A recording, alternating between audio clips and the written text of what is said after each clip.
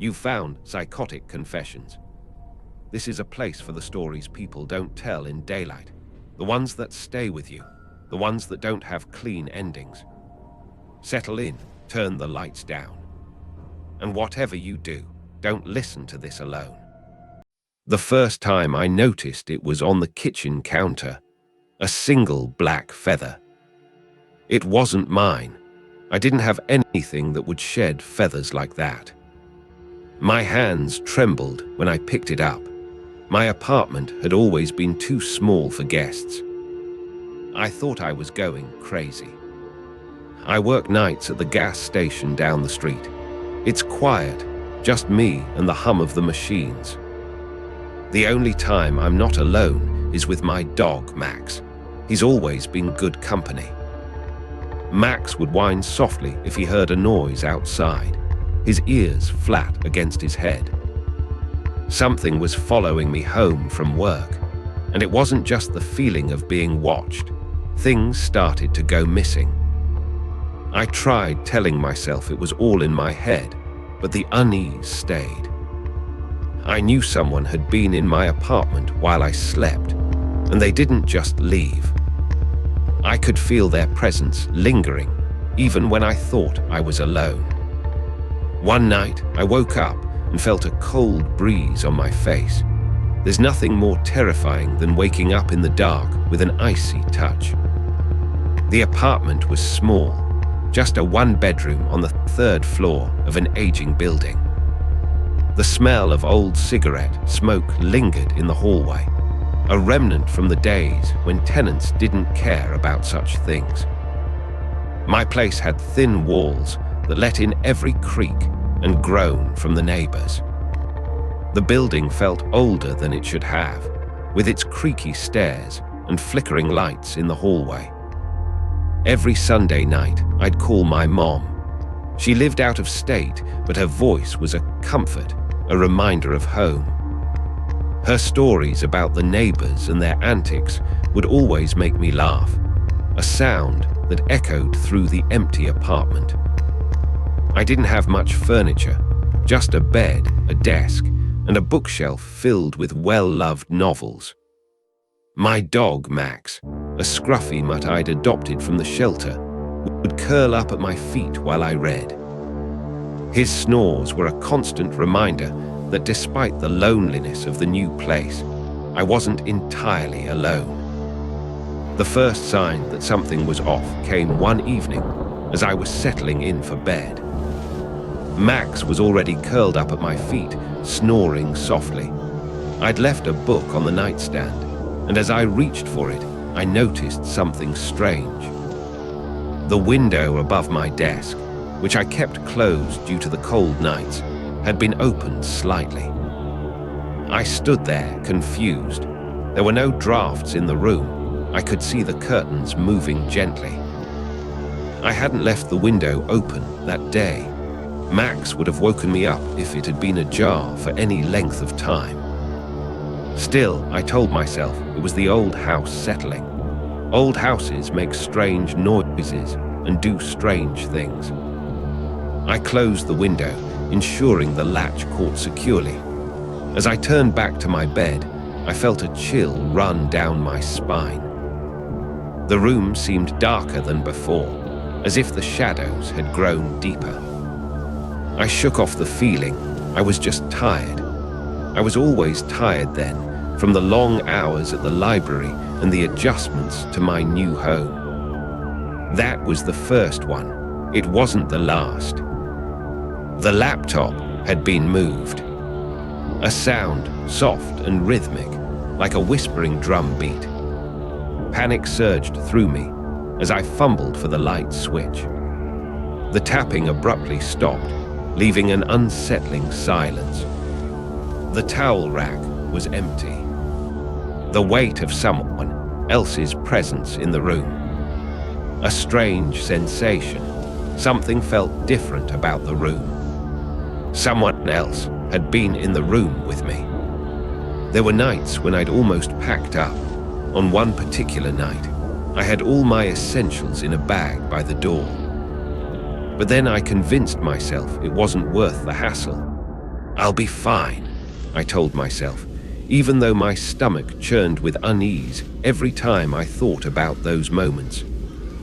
I think about that week a lot now, because after it, I never had a quiet night in that apartment again. That was the last week I could pretend nothing was wrong. After that, every creak and groan of the old building became a symphony of dread. The humdrum sounds I'd once ignored, the clanking pipes, the distant echoes of neighbors, all took on sinister undertones. It was as if the apartment itself had become alive, whispering secrets in a language only my subconscious could decipher. Each night felt like an eternal vigil, my senses heightened to an almost painful degree. The slightest noise would jolt me awake, heart pounding, ears straining for any further sounds. Sleep became a fragmented, elusive state, leaving me exhausted and on edge during the day. It was a vicious cycle. The more tired I became, the more sensitive I was to every little sound, which in turn made it even harder to sleep. The apartment, once a sanctuary, had transformed into a prison of my own making, a place where fear reigned supreme and peace seemed like an unattainable dream. One evening, as I returned home from work, something was off. The door was open. I hadn't opened it. I stepped inside, my eyes scanning every corner. The furniture hadn't been moved, but there was something different. The living room lamp was on. A soft glow bathed the space in an eerie light. I hesitated at the doorway, my hand gripping the frame tightly. The light flicked on and off, flickering like an unstable heartbeat. I could feel the weight of something unseen pressing down on me. My breath hitched as I looked down at the floor and saw a note. I couldn't read it right away. My hands shook too much to hold the paper steady, but slowly the words came into focus. Leave. I called Sarah. I needed someone else there, someone who could see this for themselves and validate what I knew to be true. She answered on the first ring, her voice bright and cheerful, a stark contrast to the terror that gripped me. I led her to the bathroom where the note lay crumpled on the floor. I couldn't bring myself to touch it again. Sarah picked it up and read it aloud, her brow furrowing in confusion. It looks like your handwriting, she said tentatively. I couldn't answer. A chilling breeze swept through the apartment, rustling the curtains in the bedroom. The sound of distant footsteps echoed down the hallway outside my door. Sarah heard them too. Her eyes widened slightly as she looked at me for confirmation that this was happening again. I nodded silently. It wasn't just in my head anymore. Sleep became a luxury I couldn't afford. Nights were spent staring at the ceiling, the clock ticking away the seconds like a countdown to an inevitable end. Hours passed in silence. The night stretched out endlessly before me, an abyss of endless darkness and quiet dread. I took to leaving a knife on my nightstand. Its presence was a small comfort. I slept with headphones in, hoping the muffled music would drown out any sounds that might wake me. But sleep didn't come easily. The weight loss was noticeable. My boss commented on it at work, asking if everything was okay. I couldn't bring myself to answer honestly.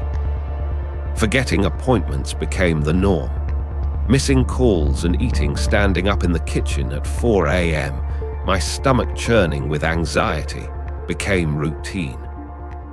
The fog of exhaustion was ever present. Forgetting even simple tasks, like turning off lights or locking doors, felt like a constant struggle. One night, as I lay awake, staring at the ceiling, the sound of soft footsteps echoed down the hallway again.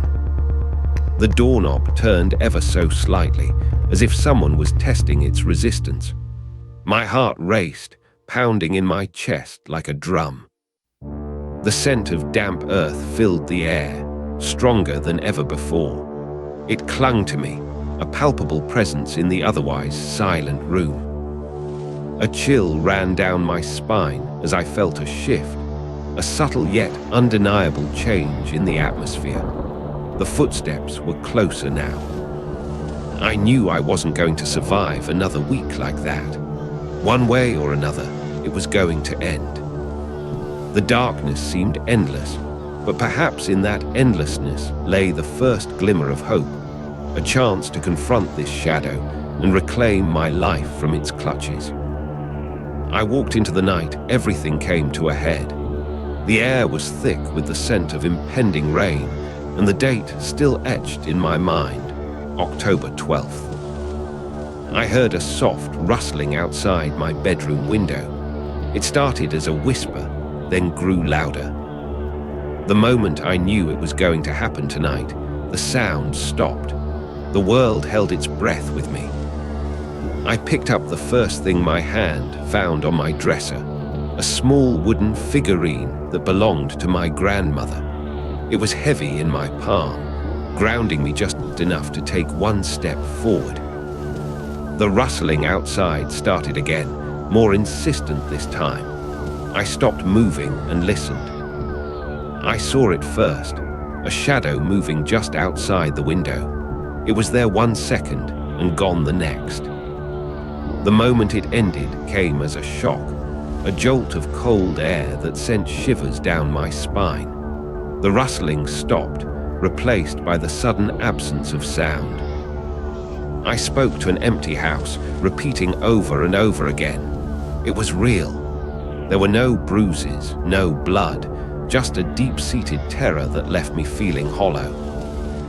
I walked straight through the front door and into the night.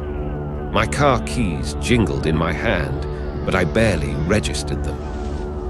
The thing I found later was almost worse than the confrontation itself. It wasn't just that.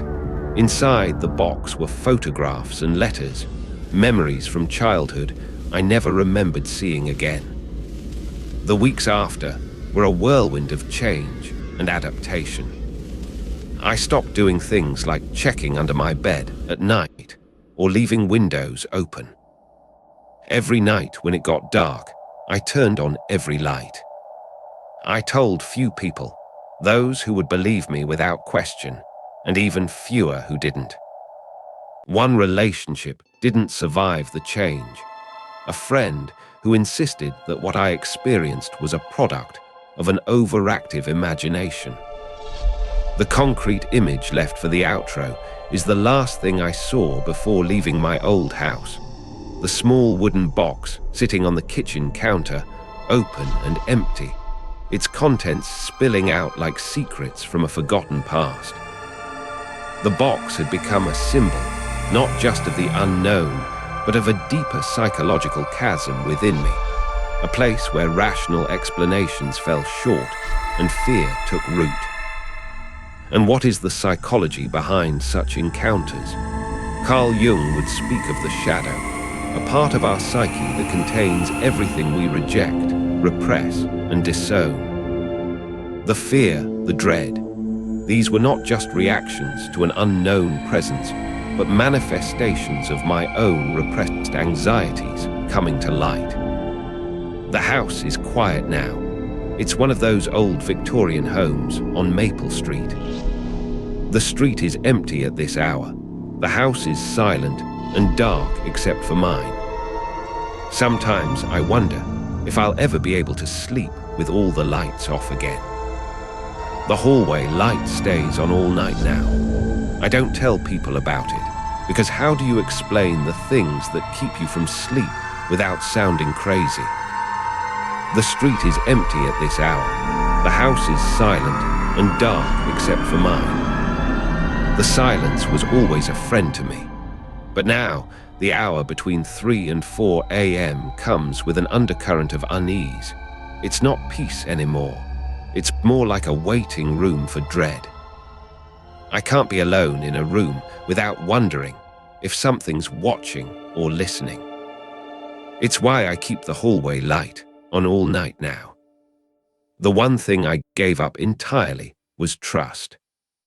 Trust that someone wouldn't see the shadows and think they were real. Trust that someone else wouldn't run away from my story like Mrs. Thompson did. But there is one thing I held onto because I refused to let the story take it from me. My sanity, or what's left of it. It feels fragile, but it's mine. The one thing no one can touch anymore. I'm not okay with this. But don't get me wrong, I'm not asking for sympathy. Because in some ways, being someone who can't sleep and sees shadows doesn't make you weak, it makes you vigilant. And I've learned that being alone isn't always bad either. It's just different from what it used to be. And if you have been through something like this too, then I don't have any comfort for you. The pain might not go away, but maybe knowing someone else understands can help. And who knows, maybe there's even more of us out here than we realize. Every now and then, when the house is quiet enough, I wonder if telling it was the right thing. Because on the nights I don't sleep, it feels like something is listening. That listening, it's like a silent, invisible companion that never leaves my side. It's in the stillness of dawn, when birds haven't started their morning songs, and there are no cars on the street yet. A time you would think is serene, but for me, it's like an open stage where only whispers can be heard. Do I really believe something out there is truly listening? Or am I just another modern-day Cassandra, cursed to see danger that others can't? In Jungian terms, am I haunted by my own shadow, the dark parts of myself projected onto the world around me? The idea has crossed my mind. But does it matter if it's real or not, when every creak and rustle feels like an echo from something far more sinister than just a house settling in the night? That's all for tonight. If this story stayed with you, good. That means it worked. If you have your own confession, something you've never said out loud, something that still doesn't make sense, you know where to find us. Drop it below. And if you're not already here, subscribe. There are more stories where this one came from. Psychotic confessions will be in the dark.